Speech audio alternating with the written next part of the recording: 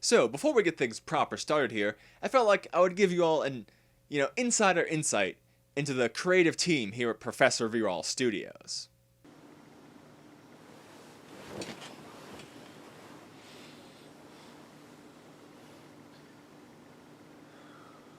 Hellsing has always been a mixed bag anime for me. The first episode had me ready to watch one of what I figured would be the greatest series of all time, with one of the most stunning, just immediate displays I've ever seen in anime. However, the rest of the series never stood up to this introduction in my head. Alucard is a good character and he's deserving of his popularity as an anti-hero type, but outside of his charm and insanity, there's really not much going for the series in my head. There was a lot of wasted potential with Ceres, and Integra always seemed to fall a bit flat for me. So for a while I've been quite intrigued with the first episode and how it pulled me in so quickly and almost tricked me in a sense. Rather than try to force everyone's backstory or the entire beginning of the plot into a first episode, Hellsing took a more mild and mellow approach, instead just laying down the baseline traits of everyone's character, and the most important part to me was they mirrored all of this with some very important and striking visuals. So let's take a deep dive into the first episode of Hellsing, and just how these striking visuals got across character, badassery, importance, and a whole host of other feelings.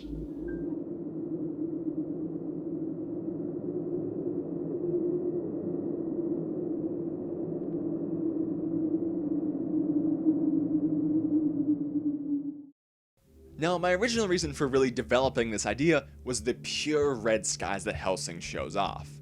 I mean, they're so striking in the way they contrast off the dark shadows and they play well with its detailed style.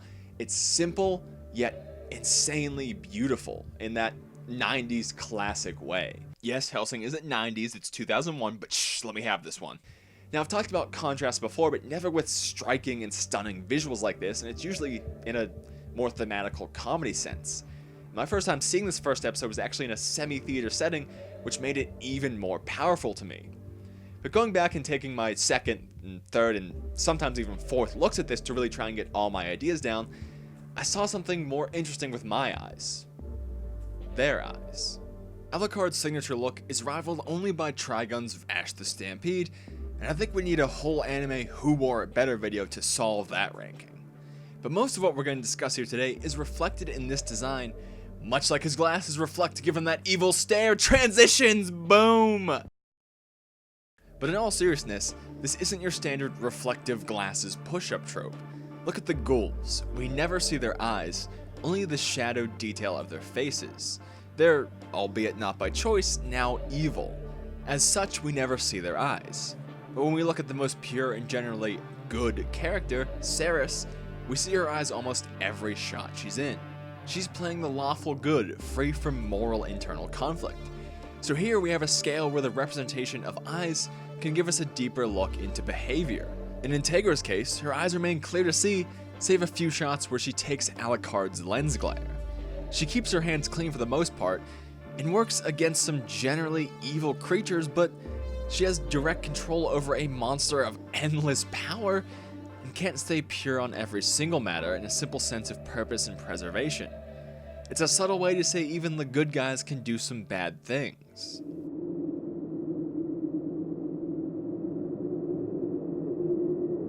So where does this leave Alucard? His reflective stare is his most prominent look, but it's not his only one.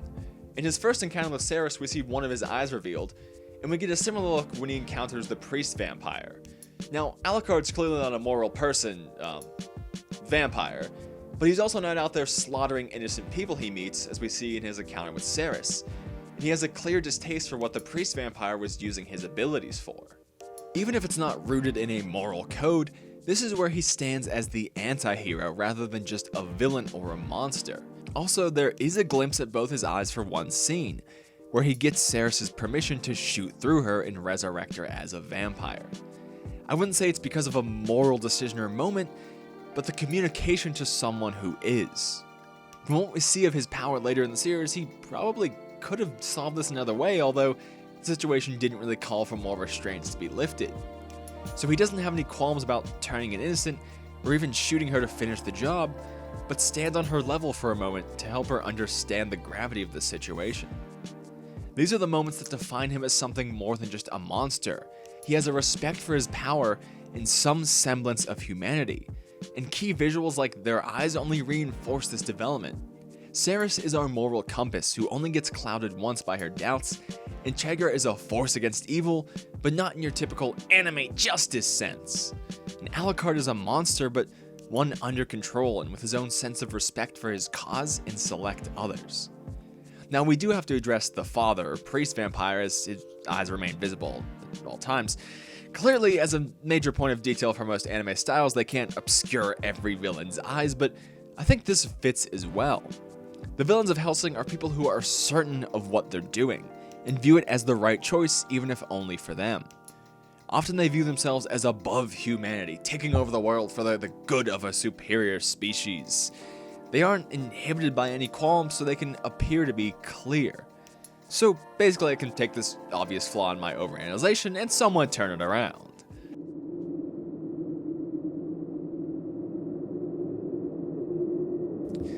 And for what makes this my favorite anime first episode ever, the color. I mean, yes, it's basic, but that's almost better. Not only invoking that classic 90s nostalgic feel, but it's beautiful in being simple. It allows for all this contrast. It has a very detailed art style. The faces, the backgrounds, a lot of things are detailed, which gives them lots of areas for shadows to play off these pure colors. So it's better in that simplicity. I mean, I've seen other anime just do a red shift or a red tint, and it's worked nowhere near as well as this. Just the way that the characters play off of the colors, or stand out from them in the backgrounds, the scenes, everything, helps them develop the character so much better. In the character introductions, it draws even more attention to the important ones. This is a dark world full of vampires, demons, gray, beige, and more gray. In Alucard's subversive intro, we see a man in gray, a woman in black, and then a man with a hulking, polished silver gun and blood red coat. Who are you gonna pay attention to more? Even when it's clear that we should pay attention to him through context, this provides more emphasis. There's some similar vibes for Integra's. She wears neutral colors like most of those around her, but she's reflected in the warm yellow of her tea, bathed in orange light from the window behind her, and has a light orange reflection to her glasses. And when her glasses aren't reflective, we catch glimpses of her striking blue eyes. She's part of this drab human world, a force in their politics and acting as their protection, but is also more than that. She's been in some of the situations her organization solves, and it literally shows. When we see Ceres, she's in the medium blue shades of her police uniform, with shining blonde, almost orange in hue hair, with bright blue eyes. She's so much different in color than everyone else. It's almost like she isn't part of the same world, and to say that's a coincidence for a character who's thrown into an entirely new world would be a stretch.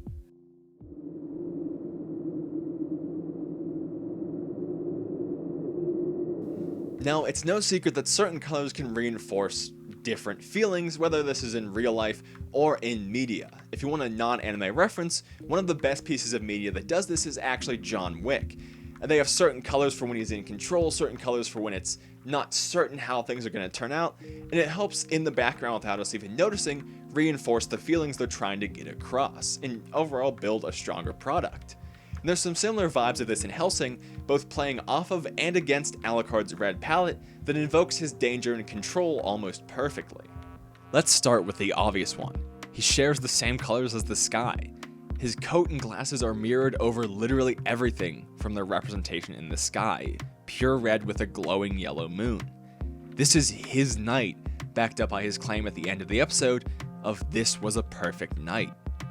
His color is everywhere. When he saves Ceres by, dispatching a ghoul, it comes with a bright flash of an orange-red before his reveal. The church has a red carpet leading to its altar, and although that's a standard thing, it's like an Alucard-themed welcome mat after he breaks down the door to let in his crimson glow. All of this is great stuff to show his leverage over, well, everything. But what's interesting is when this red hue and darkness is held back. Before shooting through Ceres, 3 candles hold a yellow glow, and 2 go out after his shot. This lets in a bit more of the shadows, but not all of it. But once he bites her and turns her, the final candle goes out, letting his glow and darkness take over all. Sarah simply ended up in her situation and couldn't fight the end result. While mentioning Ceres though, her first scenes do have their own colors, mostly cooler blues and greens, all of which fade away when Alucard enters the scene. It's mostly for playing off of Alucard's theme, but deserves a mention as well.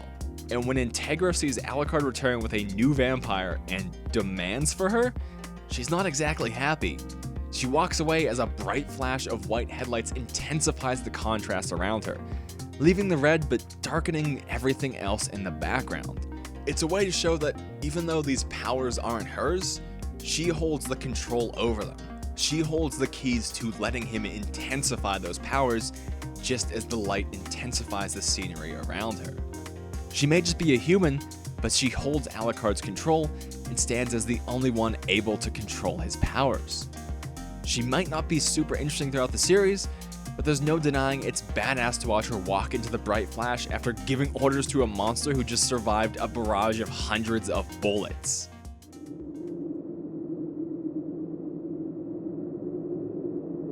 Now, I could talk more about Hellsing, but in traditional Professor V-Roll fashion, I'm just calling out something I really liked in an anime I didn't really like. It was alright, it's worth a watch, and it is kind of on the fringe of being one of the classics. It's mostly just for Alucard, but again, Ceres fell very subpar. Her development felt so wasted, having her never really lose it, never become what the opening really showed her. It made you feel like she was going to become. It was a little bit slow, Integra was a bit flat. These were some problems that they did flesh out a little bit more, work on a little bit more, and improve on in Hellsing Ultimate, but it felt a little too edgy, it was trying a little bit too hard, there was that stupid-ass contrived romance, and that's what pretty much made me stop watching it. So Hellsing after 2 attempts still isn't great, but it's worth the watch. It's not too many episodes, it's 12 and 10 respectively for normal and ultimate, so it's worth a watch. Check it out. Alucard's worth it, basically, is what I'm getting across at the end of the day. In the first episode, if you watch nothing else, go watch the first episode and just call it a series there, and it'll be 9 out of 10. So stunning, so beautiful, so amazing. But anyway, I'll call it there and stop rambling, but I had decided to swallow my pride and at the end of this episode, throw in a few plugs here and there. Not those ones, those are for later. But if you did like this and want to see more, I have other videos on the channel of similar over-analytical, up-my-own-ass philosophy things.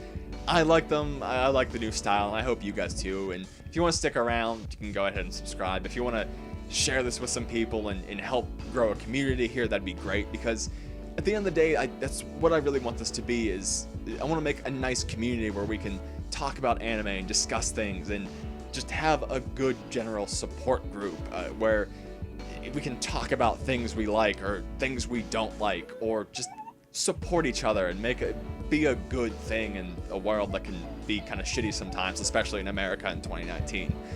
But I also have a Discord that I originally started running and using for Yu-Gi-Oh! Related things back when that's what I focused on.